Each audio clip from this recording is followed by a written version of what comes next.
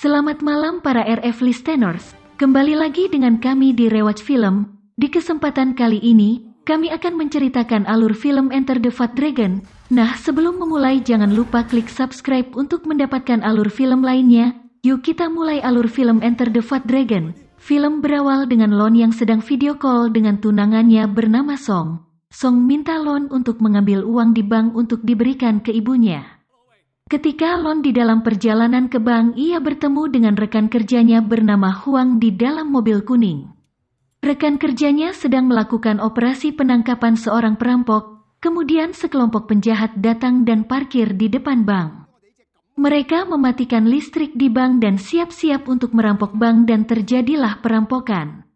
Sebagai polisi, Lon yang melihat hal tersebut berniat menggagalkan perampokan itu. Seketika alarm tiba-tiba bunyi, para perampok kaget dan kabur dari bank itu.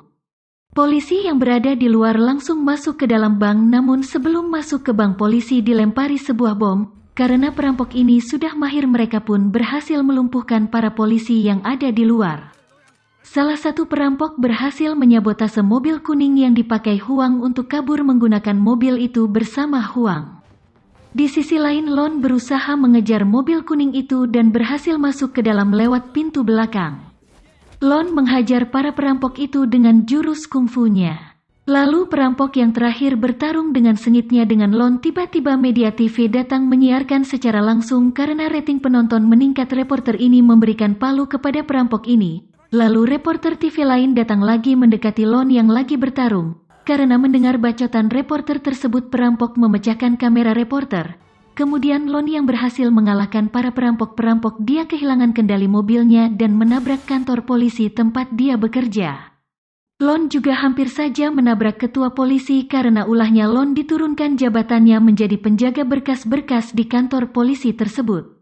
Scene berpindah di rumah tunangannya Song yang mendengar Lon diturunkan jabatannya. Dia ingin menjauh dari Lon.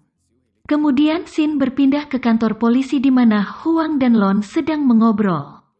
Huang yang dinaikkan jabatannya menggantikan Lon. Dia mengajak Lon datang ke pesta kenaikan Huang. Singkat cerita, Lon yang ditinggalkan ceweknya selama 6 bulan, dia sekarang doyan makan karena dia bekerjanya duduk saja. Lon juga bertambah gemuk sekarang.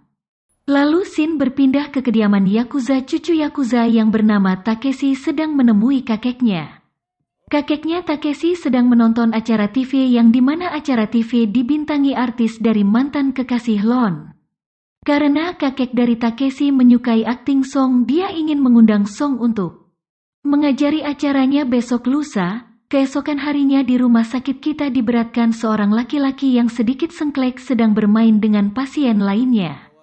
Di sini juga Lon dan Huang sedang mengobrol membicarakan orang sengklek tersebut. Ternyata orang sengklek itu bernama Yuji. Dia merupakan korban dari perampokan bank 6 bulan yang lalu.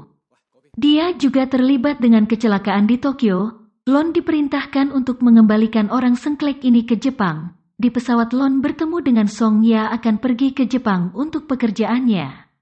Setibanya di Jepang, Lon disambut dengan polisi yang bertanggung jawab atas pemulangan Yuji. Polisi ini bernama Endo. Singkat cerita, mereka berhenti di pom bensin untuk buang air besar. Seketika Yuji ini keluar tidak menggunakan celana. Dia berhasil kabur dari kejaran mereka.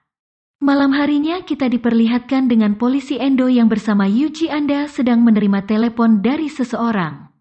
Ternyata Endo mengobrol dengan cucu Yakuza yaitu Takeshi. Di sisi lain, Lon yang diperintahkan Huang untuk bertemu dengan temannya di Jepang bernama Xiaoxia. Xiaoxia merupakan mantan polisi di Hong Kong. Huang meminta Xiaoxia untuk membantu Lon selama di Jepang. Scene berpindah di tempat Yakuza Yuji yang sudah tertangkap disekap dan dipukuli. Ternyata Yuji pada saat dulu merekam kegiatan dari Yakuza yang sedang menyelundupkan narkoba. Karena Yuji hilang ingatan, dia tidak mengerti apa mau dari Yakuza ini. Yuji dipukuli hingga dia tewas. Pagi harinya jasad Yuji ditemukan oleh Endo. Lon yang merasa curiga dan penasaran ingin mengetahui sebenarnya apa yang terjadi. Lon dan Xiaoxia datang ke rumah yang ditinggali Yuji. Lon menemukan HP yang digunakan Yuji untuk merekam kebusukan Yakuza. Xiaoxia yang melihat video itu, dia mengetahui tempat di mana Yuji dulu merekam Yakuza. Setibanya di sana, Xiaoxia yang lapar memakan ikan tuna yang di dalamnya terdapat narkoba. Dia berubah menjadi senyum-senyum sendiri dan merasa bahagia. Anak buah dari Yakuza mengetahui kedatangan Lon dan Xiaoxia, mereka pun bertarung. Walaupun gemuk, Lon tetap lincah menghajar anak buah Yakuza dengan kungfunya. Di sisi lain di sana juga sedang diadakan acara dari kakeknya Takeshi. Song yang berada di sana memarahi Lon karena selalu menghancurkan pekerjaannya. Lon dibawa polisi Jepang yang takut dengan Yakuza ini. Lon beranggapan dia sudah memenuhi kewajibannya sebagai polisi, namun apa yang dia lakukan tetap salah di mata semua orang. Lalu Shin berpindah ke kediaman Xiaoxia. Xiaoxia sedang bertengkar dengan kekasihnya. Dia mengatakan sudah 10 tahun menunggu kekasihnya ini namun selalu dicampakkannya. Lon yang melihatnya melerai dan mengatakan tak banyak orang yang bisa menunggu 10 tahun untuk cintanya. Karena perkataan itu Lon langsung teringat Song dan ingin bertemu dengannya. Mereka pun bertemu di suatu kedai ramen. Lon berkatain kembali lagi bersama Song dan berjanji ingin fokus dengan hubungannya. Tiba-tiba gempa mengucapkan daerah Tokyo dan memporak-porandakan tempat kedai ramen di situ tersebut. Di situ Song melihat sosok kekasihnya yang tidak akan bisa meninggalkan pekerjaannya sebagai polisi dikarenakan jiwa sosial dan rasa ingin melindungi rakyatnya sangat tinggi. Seketika Song meninggalkan Lon. Keesokan harinya kita diperlihatkan Takeshi yang membawa secari kertas kepada kakeknya. Takeshi memerintahkan kakeknya untuk menandatangani kertas tersebut. Kakeknya ini malah tersenyum dan menggambar muka babi di kertas itu. Takeshi pun marah dan mengancam ingin membunuhnya, namun asisten kakek ini melawan Takeshi. Takeshi berhasil membunuh asisten dari kakeknya. Akhirnya kakeknya pun mau menandatangani kertas tersebut.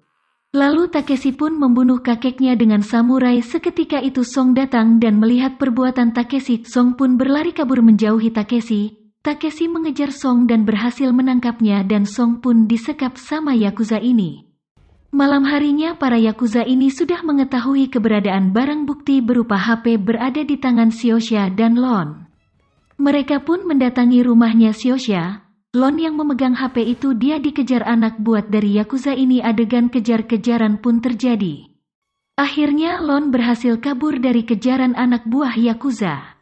Di sisi lain polisi Endo yang merupakan mata-mata Yakuza mengejar Lon dan seketika itu pun Endo tertabrak mobil. Lalu Lon mendapatkan panggilan telepon dari Takeshi. Takeshi mengatakan kekasihnya sekarang berada bersama Takeshi. Dia ingin melakukan pertukaran Song dengan HP yang di dalamnya terdapat barang bukti video kebusukan Yakuza. Takeshi ingin bertemu Lon di Tokyo Tower. Lon pun datang menemui Takeshi. Lon yang sudah geram langsung mengajar Takeshi. Pertarungan sengit pun terjadi, mereka bertarung di atas Tokyo Tower. Walaupun menjadi gemuk, Lon masih bisa mengimbangi Takeshi. Singkat cerita, Lon yang sudah terdesak menggunakan jurus pukulan 1000 bayangan. Lon pun berhasil mengalahkan Takeshi. Song yang melihat Lon mengalahkan Takeshi, dia langsung mencium Lon dan film pun berakhir.